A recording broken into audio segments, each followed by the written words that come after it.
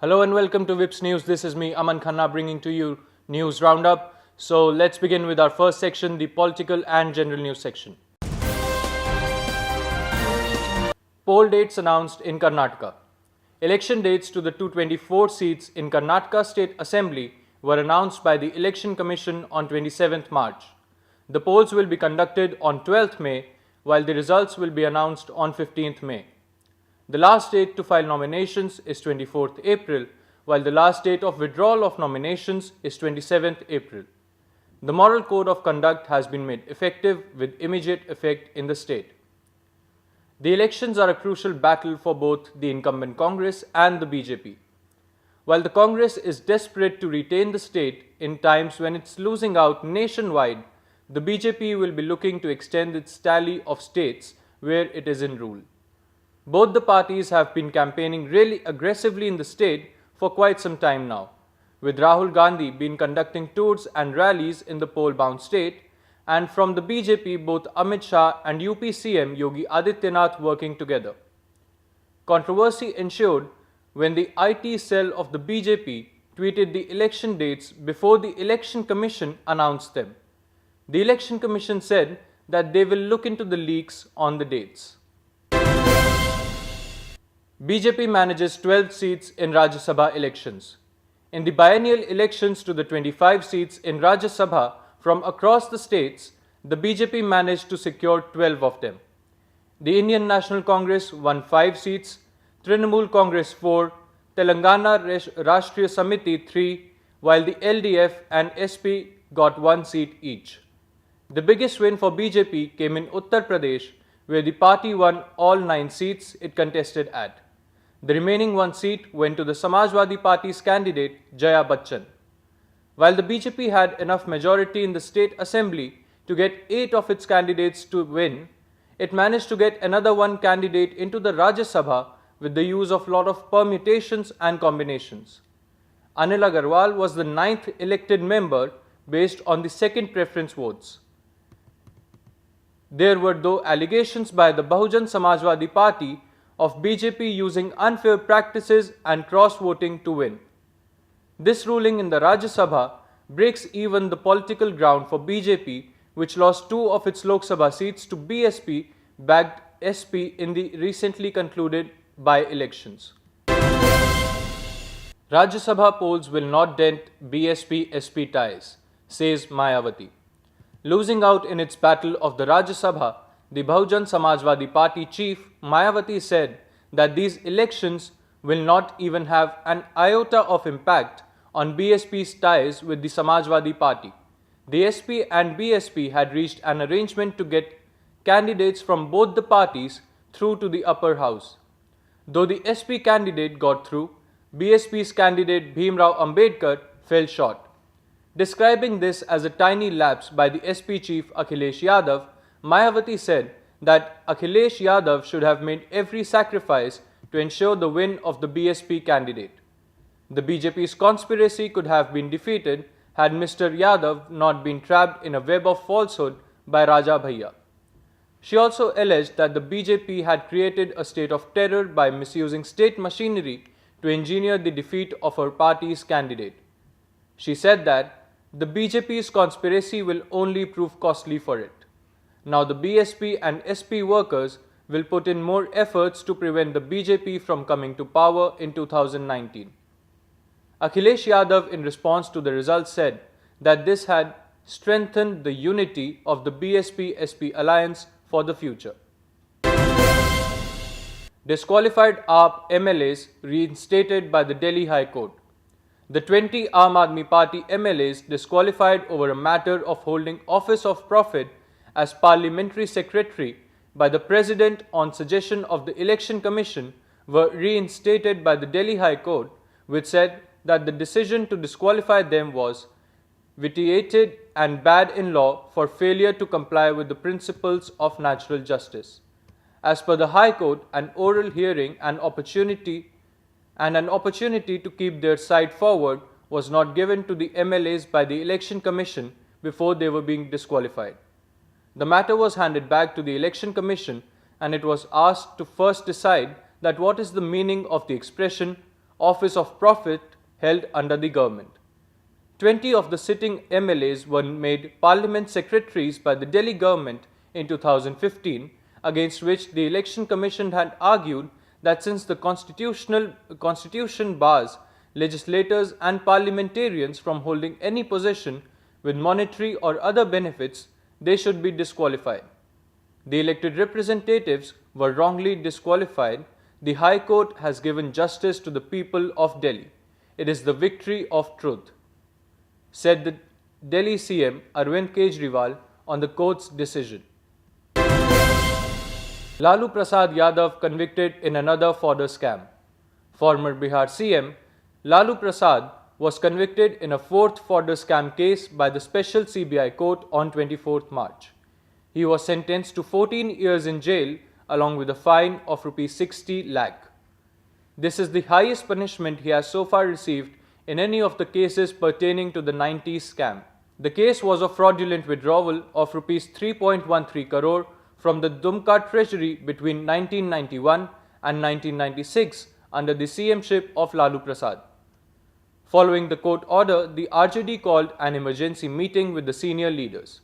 The sentencing of its chief was described as politically motivated by the RJD. RJD spokesperson Manoj Jha said, "It is no rocket science that the probe was politically motivated. One cannot expect a verdict to be fair and just if the investigation itself was faulty." Prasad is a victim of conspiracy by political parties like the BJP. Trump fires National Security Advisor McMaster. In another big move of his, after firing Secretary of State Rex Tillerson, President Trump also did away with the services of H.R. McMaster as the National Security Advisor. In his statement, Trump said, "General McMaster's leadership of the National Security Council staff has helped my administration accomplish great things to bolster America's national security." John Bolton will take charge as the new NSA of America. He said that the US currently faces a wide array of issues, and I look forward to working with President Trump and his leadership team in addressing these complex challenges in an effort to make our country safer at home and stronger abroad. The move, which is seen as an attempt by Trump to get like-minded people at his side, was criticized by Senator Bernie Sanders in his tweet, which said, "John Bolton was part of the effort to mislead US into disastrous Iraq war and has supported military action against North Korea and Iran. He is absolutely the wrong person to be the NSA now." Students rally seeking tougher gun laws. In the wake of the Florida high school shooting, a large number of young Americans participated in the March for Our Lives. The protests were aimed at demanding stricter gun laws in the country. The youth, through their protests and demonstrations, called on the Trump administration to confront the issue. The massive crowd of hundreds and thousands jammed Washington's Pennsylvania Avenue, listening to speeches from the survivors of the February 14th mass shooting at a high school in Florida. President Trump signed a $1.3 trillion deal which included modest improvements to background checks for gun sales and grants to help schools prevent gun violence. Ball tampering incident sends shockwaves through cricketing community. After teammate Cameron Bancroft was caught on tape rubbing the ball with a yellow object, later identified as sandpaper, Australian captain Steven Smith admitted to ball tampering in the third test against South Africa in Newlands. Bancroft, while fielding, was seen rubbing the ball with a yellow object, and when inquired by the umpires, he showed just a black-colored pouch from his pocket and was allowed to carry on. Television replays later showed that he had put that yellow object in his underpants. This was booed at by the spectators who saw it on the big screen. In the post-day press conference, though, both Bancroft and Captain Smith admitted to ball tampering, sending shockwaves through the cricketing world. Smith said that the leadership group knew about it. As a punishment, Bancroft has been given 3 demerit points and a 75% match fee deduction by the ICC, while Steven Smith was handed a one-match ban and complete deduction of match fee for the same. David Warner also stepped down as the vice-captain for the remaining test, and Tim Paine was asked to lead the team ahead. Cricket Australia is further looking into the matter and will carry out the full investigations which could result in more stringent punishments for both of them. Afghanistan wins the World Cup qualifiers. The young cricketing nation of Afghanistan confirmed its entry into the 2019 Cricket World Cup to be played in England by beating West Indies in the final of the qualifiers. This will be the second appearance of Afghanistan in the Cricket World Cup. After losing its first 3 games in the qualifiers, Afghanistan managed to book its place in the finals against all odds through a mix of hard work and luck. Chasing 204 in the final game, Afghanistan was helped by Mohammad Shahzad and Rahmat Shah, who scored 84 and 51 respectively. Afghanistan beat West Indies in the finals of the qualifiers to finish at the top spot. Though irrespective of the result, both the teams have made it to the next year's World Cup. India women lose out despite making its record total in T20 internationals. English opener Daniel Viat wreaked havoc on the Indian bowlers, scoring a 64-ball 124, helping England chase down a record 198 set by India in the third T20 of the tri-series. As expected, the pitch turned out to be a batting paradise and batswomen from both sides took great advantage of the conditions. Put into bat, Indian opening pair of Smriti Mandhana and Mithali Raj got going right from the start.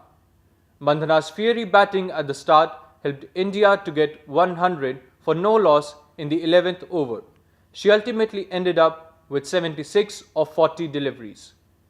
The Indian score was pushed towards 200 by quick runs in the end by captain Harmanpreet Kaur and Pooja Vastrakar. Though 198 became India's highest score in T20 internationals, the English women made it look very easy, completing the run chase in the 19th over itself. Daniel Viat was awarded with the Player of the Match award for her quick-fire match-winning century. New Zealand beat England in rain-affected first test. The Kiwis ended up winning the first test in kind of a thriller situation despite bowling out England for 58 in the first innings. New Zealand completed the victory with an innings and 49 runs with only 18.5 overs remaining in the test. Rickering rains had given the English a ray of hope of drawing the match. But with the fall of Ben Stokes just before dinner on the last day, New Zealand wrapped up the tale quite quickly in the last session, hence registering only their 10th test win against England. This we come to the end of the episode of News Roundup. Do like, share and comment. Thank you for watching. This is me, Aman Khanna, signing off.